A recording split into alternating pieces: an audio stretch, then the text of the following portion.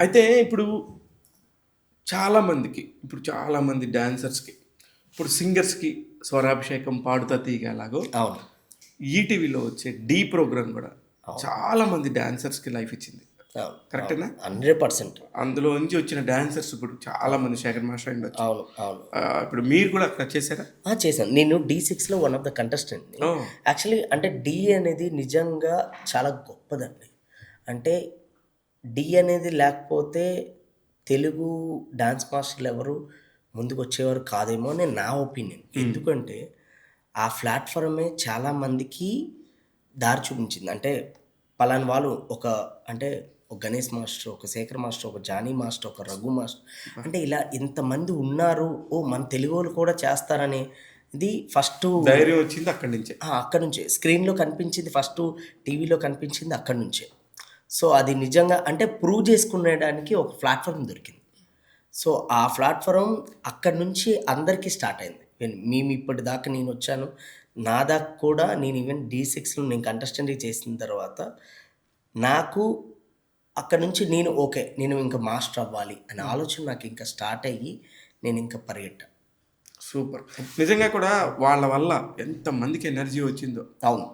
అయితే నాకెందుకన్నా ఎప్పటినుంచో ఒక doubt master.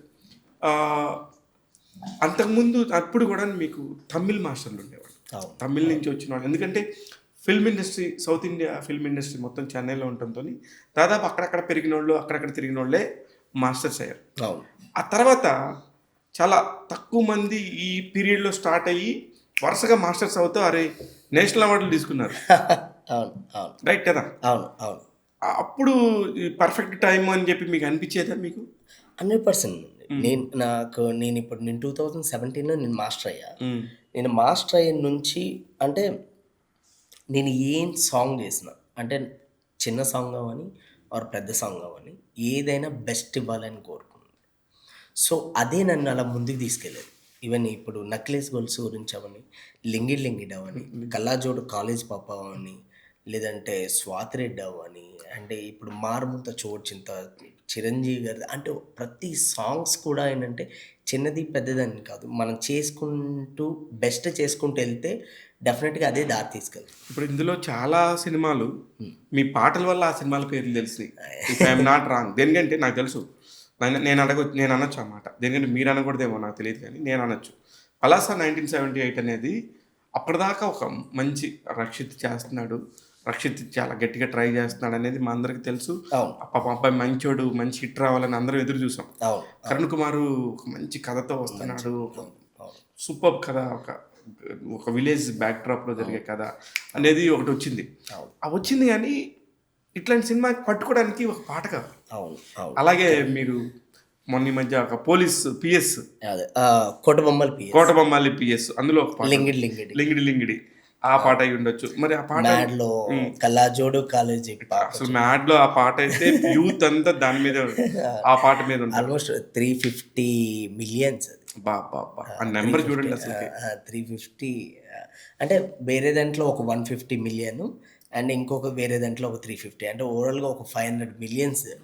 Even 'Lingidi Lingidi' కూడా 100 మిలియన్స్ అండ్ మొన్న 'వైబ్ ఉంది' కూడా 120 మిలియన్స్. అవును. అంటే దేవుడి దయలో మనం చేసేదాన్ని కొంచెం మంచి రీచ్ అవ్వడం.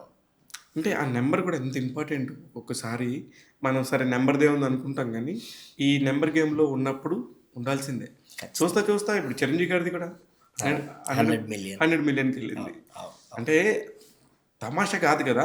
ఒక ప 100%. ఊరికే ఎందుకెళ్తది? దాన్ని ఏదో పట్టాలి. యాహ్! ఎవరో ఆడియన్స్‌గా లోపలికెళ్ళాలి గదా! అవును. అవును. కానీ దాని మీద గూడా ఇప్పుడు 'మీసాల పిల్ల' మీద గూడా చాలామంది హ్మ్. ఇప్పుడు అవసరమా చిరంజీవి గారికి? ఇది అని చెప్పి కొన్ని నెగెటివ్ కామెంట్స్ కూడా వస్తుంటాయి. అయన్నీ వినపడుతుంటాయి. మీరు యాహ్! వద్దన్నా వినపడతాయి. అవును. అవును. మీరది అబద్ధం అని చెప్పకూడదు. నిజం చెప్పండి. మీకప్పుడు ఎలా అనిపిస్తది వీళ్ళందరిని చూస్తుంటే? అంటే నాకు స్టార్టింగ్‌లో ప్రోమో వచ్చినప్పుడు అలా అనిపించింది. చాలామంది అన్నారు. బట్ నేనేమనుకున్నానంటే ఫుల్ సాంగ్ వచ్చిన తర్వాత డెఫినెట్‌గా వీళ్ళందరికీ ఖచ్చితంగా నచ్చుతది. వెయిట్ చేద్దాం. అందుకు కొంచెం లేట్‌గా రిలీజ్ చేశారు. బట్ అలాగే నాకు ఆ ఫుల్ సాంగ్ రిలీజ్ అయిన తర్వాత ఎంతమంది దగ్గర నుంచి కాల్స్ వచ్చాయో తెలీదు. హ్మ్. నార్మల్‌గా ఇప్పుడు ఆహ్, నేను ఈ అదే ఇందిరా సినిమాలో దాయిదాదం సాంగ్ కొరియోగ్రాఫ్ చేసిన లారెన్స్ మాస్టర్ దగ్గర నుంచి నాకు కాల్ వచ్చింది. సూపర్. సుకుమార్ సార్ దగ్గర నుంచి నాకు మెసేజ్లు వచ్చాయి.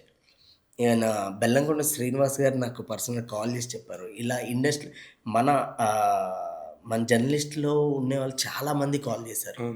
అంటే మీడియా సైడ్ నుంచి చాలా సైడ్ నుంచి కాల్ వచ్చాయి. అంటే ప్రతి ఒక్కరు చూసిన ప్రతి ఒక్కరు కూడా చాలా రోజులు అంటే చాలా హ్యాపీగా ఫీల్ అయ్యారు. ఫీల్ అవుట్ అది మీ దగ్గర మనోహర్ అనే కుర్రోడు ఉంటాడు కదా, అవునవును. ఆడైతే అసలు అన్న విజయ్ మాస్టర్ అన్న అంటుంటాడు అసలు.